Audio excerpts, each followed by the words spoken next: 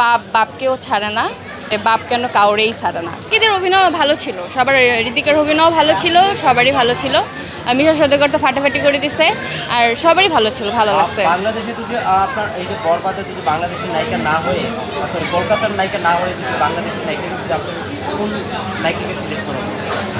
আসলে আমরা তো দর্শক, সো আমরা এই বিষয়গুলো আসলে বুঝে উঠতে পারি না যে কোন ছবির জন্য কাকে প্রেফার করলে ভালো হয়। সো ছবি অনুযায়ী যাকে যেটা ডেলিভারি করা হয় বা যাকে যেরকম মানাচ্ছে কোন হিরোর সাথে বা কোন কাহিনীর সাথে, সেটা আসলে একটা ডিরেক্টরই ভালো বুঝবে। আই থিঙ্ক সো এখানে যেহেতু ঋতিকাকে না হয়েছে, নিশ্চয়ই ভেবে চিন্তেই না হয়েছে এবং চিন্তা ভাবনা করে নেওয়া হয়েছে। তবে বাংলাদেশের আমাদের সব এখন যারা বর্তমানে যারা কাজ করছে, অনেক ভালো ভালো কাজ করছে অভিনেত্রীরা। সো বাংলাদেশে যে কোনো অভিনেত্রী নিলে মোটামুটি আমি মনে করি যে ভালোই হতো, কেউ খারাপ করতো না। আপনি লাস্টে যে সিনেমা দেখেছেন বরবাদ, জি, লাস্টে একটা কি ডায়লগ থাকে? লাস্টের ডায়লগ আমার যেটা ভালো লাগছে সেটা হলো যে পাপ বাপকেও ছাড়ে না, আর হলো যে বাপ কেন কাউরেই ছাড়ে না।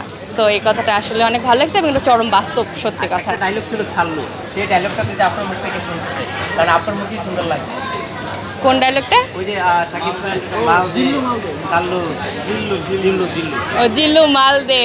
আচ্ছা, সিনেমায় কেমন লাগছে? সিনেমায় ভালো লাগছে তো, আমার খুব সব কিছু মিলিয়ে বললাম খুব ভালো লাগছে মুভিটা। তাহলে ওই ডায়লগটা একটু আমার ঠিক মনে নেই অনেক ডায়লগ, তবে আমার এই ডায়লগটাই মনে কাটছে, আচ্ছা তাহলে আবার যে যেটা মনে কাটছে সেটাই বললাম। তাহলে আবার পাপ বাপকেও ছাড়ে না, পাপ বাপকে কেন কাউকেই ছাড়ে না। সবাই বললো যে ঝড় তুলবে, এটা কারণ কি? ঝড় তোলার কারণ আছে, কারণ এখানে প্রথমত আমি বলবো যে ভায়োলেন্স মুভিটাতে ছিল, বাট অনেক শিক্ষণীয় ব্যাপার ছিল যে আসলে এখানে মূল যেটা একটা দেখা হয়েছে যে একটা মেয়ে আসলে ট্রয় নগরে যে ধ্বংস হয়েছিল মেয়ের কারণে, এই ইতিহাস সবারই জানার কথা।